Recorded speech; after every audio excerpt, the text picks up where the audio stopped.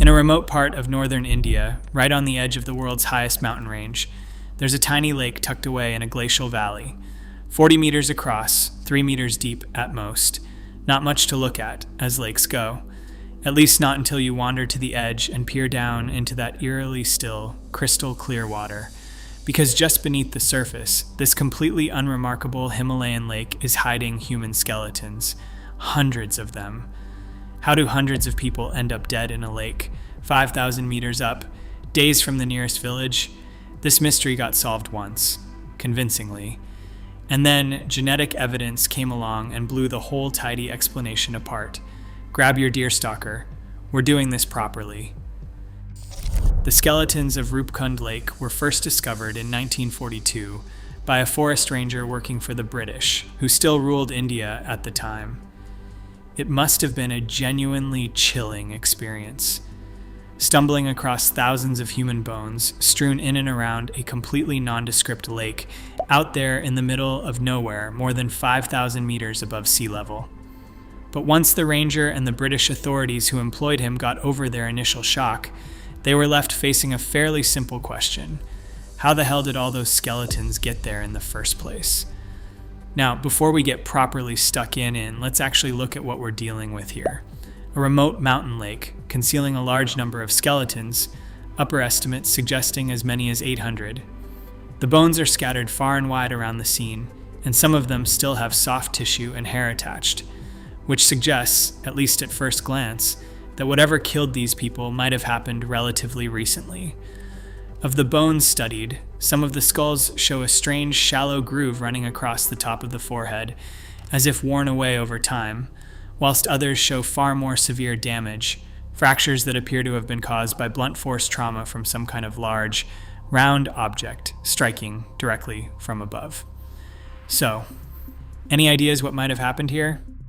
Well, combine a whole lot of dead people in one place with evidence of serious injuries, and a reasonable place to start would be to assume these were soldiers of some kind. And unsurprisingly, the British considered that very same possibility when the skeletons were first found. This was the middle of the Second World War, and it had long been feared the Japanese might try to invade India through the mountains to the north. That led British authorities to wonder whether these bodies belonged to some kind of elite strike force, caught at the sharp end of a full-scale land invasion. It's not an unreasonable place to start, a remote mountain pass near the northern frontier, right in the middle of a global war. If you're a British official standing over hundreds of scattered skeletons in 1942, a lost military unit is exactly the kind of explanation your brain reaches for first. But closer examination of the bones showed this explanation couldn't have been correct. Whilst the skeletons looked relatively fresh at first glance, thanks to that lingering soft tissue and hair, radiocarbon dating analysis suggested the bones were in fact at least 500 years old, with any remaining flesh having simply been naturally preserved by the frigid temperatures and bone-dry atmosphere up there in the Himalayan peaks. Mother Nature, it turns out, has something of a mummification habit when the conditions are right, and this particular lake sits at exactly the kind of altitude and climate where that happens. So if not Japanese soldiers, then who were these people, and how did so many of them end up in Roopkund Lake? The truth was, for a long time, nobody knew for sure. There were plenty of theories floating around, everything from mass suicide to an ancient battle, a mass grave from some forgotten epidemic, or simply the unlucky victims of exposure to the brutal mountain conditions.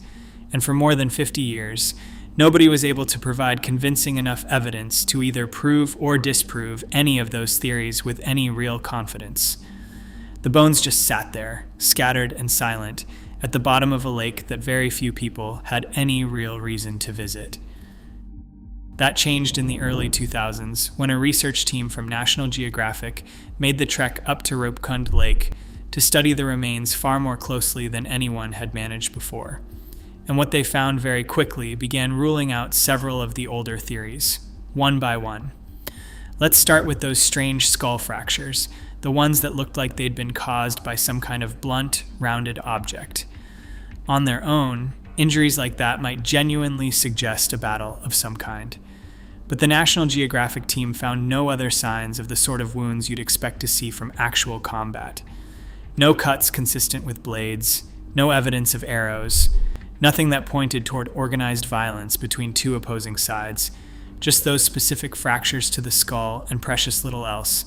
In fact, it seemed extremely unlikely these people could have been soldiers at all, for a much simpler reason. There were plenty of women and children among the dead, and when the team searched the site properly, they only ever recovered a single weapon in total, one iron spearhead. That's it. Instead of tools of war, what they actually found scattered around the site were things like bangles, rings, wooden parasols, and leather slippers. And I don't ever remember reading about the great leather slipper skirmish of history, so that theory was pretty comprehensively out. The epidemic theory seemed equally unlikely once the bones were properly analyzed. Whatever had happened to these people, it hadn't crept up on them slowly through illness. Skeletal analysis suggested their owners were in perfectly good health right up until the moment they died. No signs of long-term disease, no evidence of the kind of physical deterioration you'd expect from a serious outbreak sweeping through a group over weeks or months. Exposure remained a genuine possibility, at least in theory. The shifting weather conditions and extreme altitude of the Himalayas make the region a dangerous place even today, with all our modern equipment and forecasting. But simple exposure didn't explain those skull fractures, which pointed towards something far more sudden and violent than slowly succumbing to the cold. And it clearly wasn't self-inflicted either, which ruled out the mass suicide theory as well. Nobody accidentally fractures their own skull from a blunt object striking from directly above, repeated across hundreds of individuals in the exact same pattern. So the National Geographic team was left with a genuinely strange puzzle. Hundreds of people, apparently in good health, showing no signs of combat wounds, no weapons to speak of, and yet clearly killed by something striking them from above with real force. There was also another question hanging over the whole site that nobody had really answered yet. What exactly were so many people doing 5,000 meters up in the mountains in the first place? Roopkund Lake is a good 5 days hike from any real human habitation. And whilst it's genuinely popular with trekkers today, let's be honest, that's mostly because it happens to be full of hundreds of skeletons. What the original owners of those skeletons were actually doing up there remained, at least for a while, entirely unclear. But it turned out there was a pretty good reason for large numbers of people to have been wandering around in that exact spot, high up in the Himalayas, at various points in history. And once the research team started looking into it properly, several pieces of this puzzle began slotting into place all at once. Because Roopkund Lake, as it happens, sits directly along the route of the Nanda Devi Raj Jat, quite possibly the longest and most dangerous pilgrimage anywhere in India. And once you know that detail, several of the objects recovered from the site suddenly start making a whole lot more sense.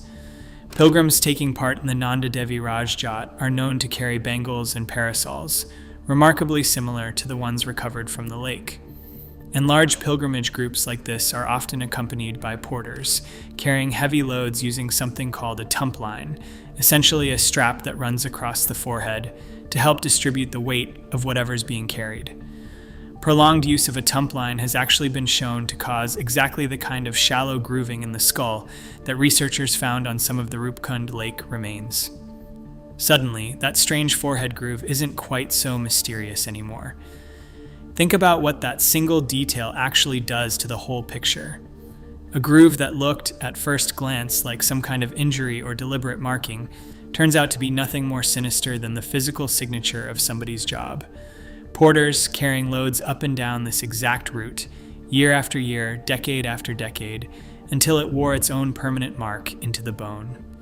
And the artifacts fit just as neatly. The bangles, the parasols, even the leather slippers recovered earlier. All of it lines up precisely with what you'd expect a group of pilgrims and the porters accompanying them to be carrying on a long, difficult religious journey through the mountains, rather than anything you'd associate with soldiers, traders, or victims of some sudden, isolated tragedy. So the pilgrimage hypothesis was starting to look very good indeed. Genuinely, at this point, it's the strongest explanation on the table by a wide margin. But here's the problem, and it's the same problem that had been sitting underneath this whole investigation from the very beginning. Knowing why these people were up in the mountains doesn't actually tell you what killed them. Those two questions are not the same question, no matter how satisfying it feels to answer one and assume the other has been solved along with it. So let's go back to the evidence itself for a moment. We've now got hundreds of dead pilgrims in a mountain lake along a known and documented pilgrimage route. Good. That part makes sense. But they appear to have died from blunt force trauma, caused by some kind of rounded object. And crucially, those wounds are only ever found on the tops of the victims' skulls, not the sides, not the back, the top. And there are no other signs of injury or illness anywhere else on the body to go alongside it. Think about what kind of event could possibly produce that exact pattern across hundreds of separate people all at once. Not a blade, not an arrow, not disease. Something striking down from directly above, hard enough to fracture bone, and apparently nothing else. It's a bit like a Jonathan Creek India special, isn't it?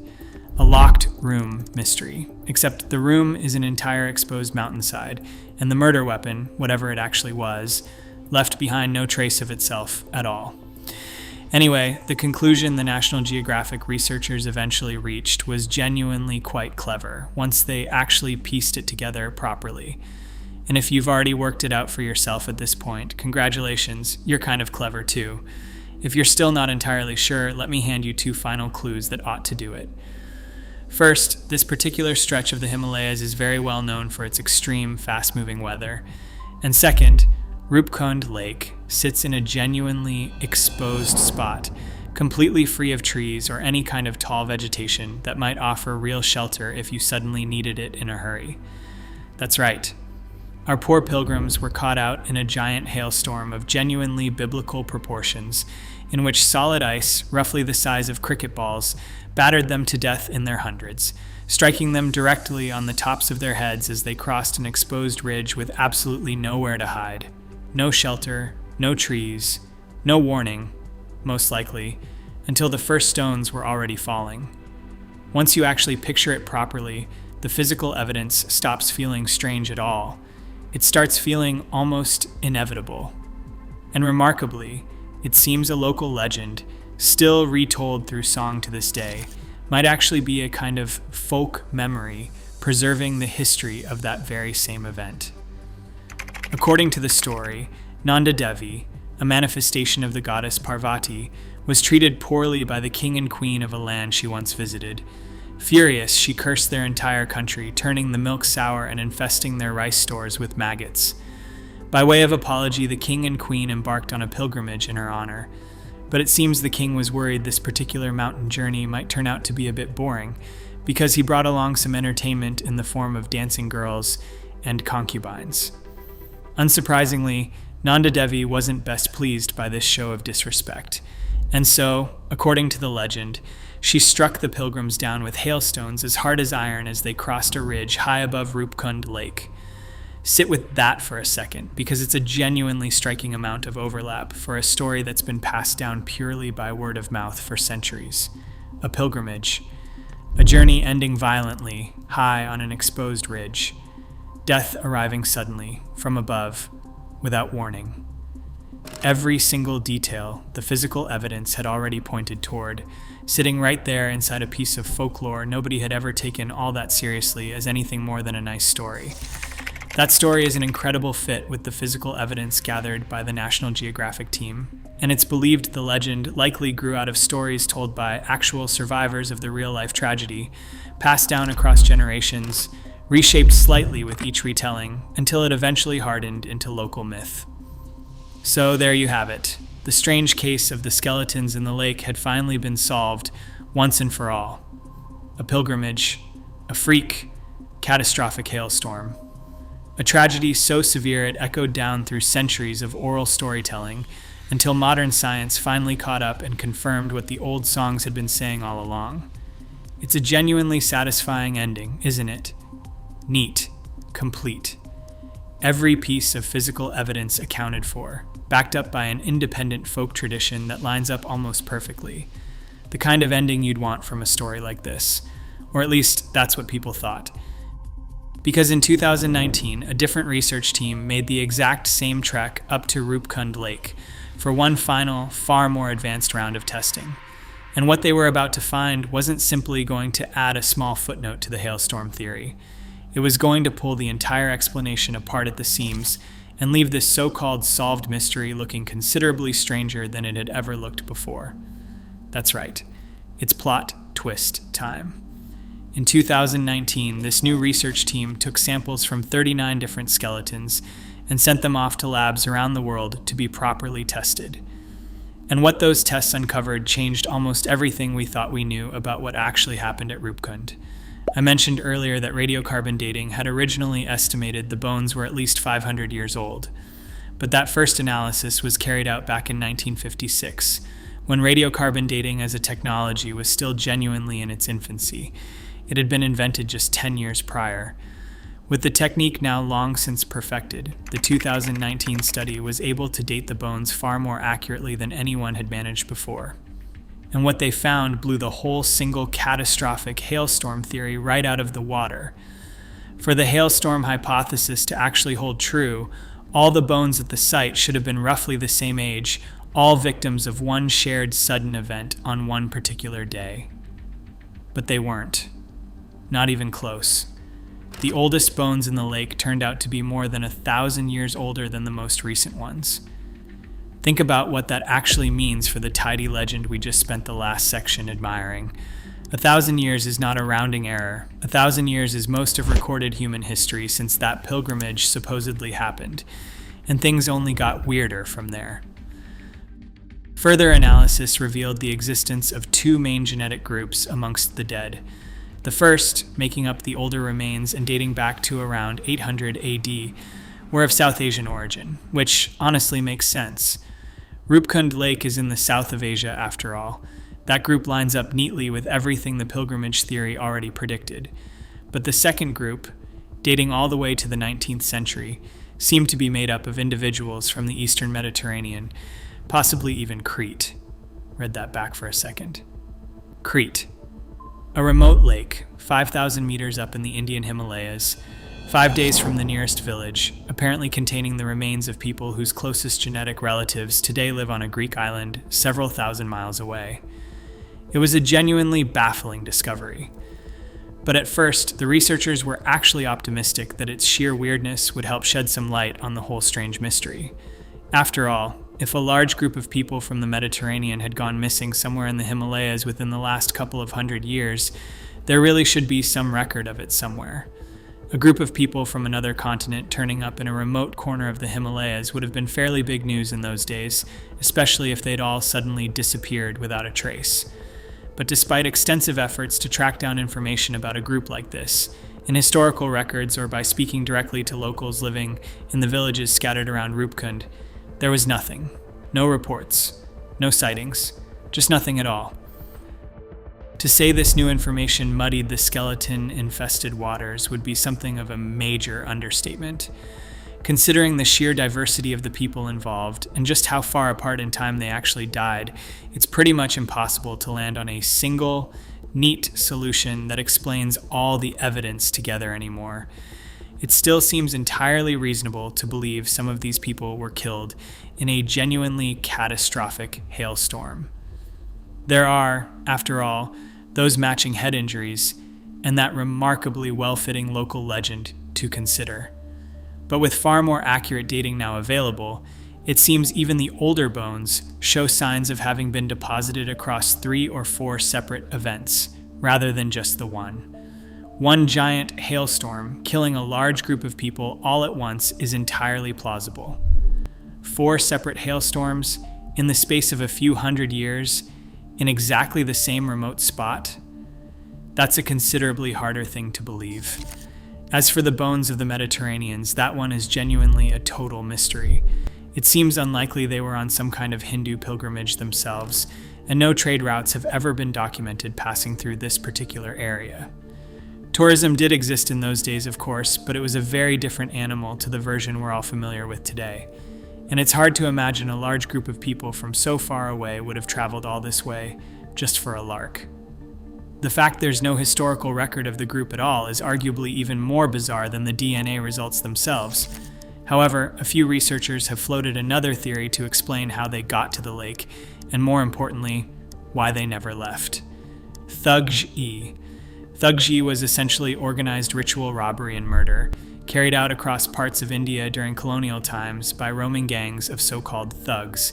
That's actually where the English word thug originates from, by the way.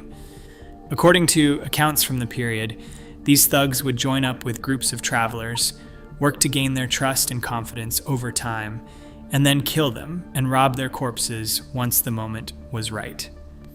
The large number of dead recovered from Roopkund, combined with the relative lack of valuables found alongside them, does make this an interesting theory worth considering.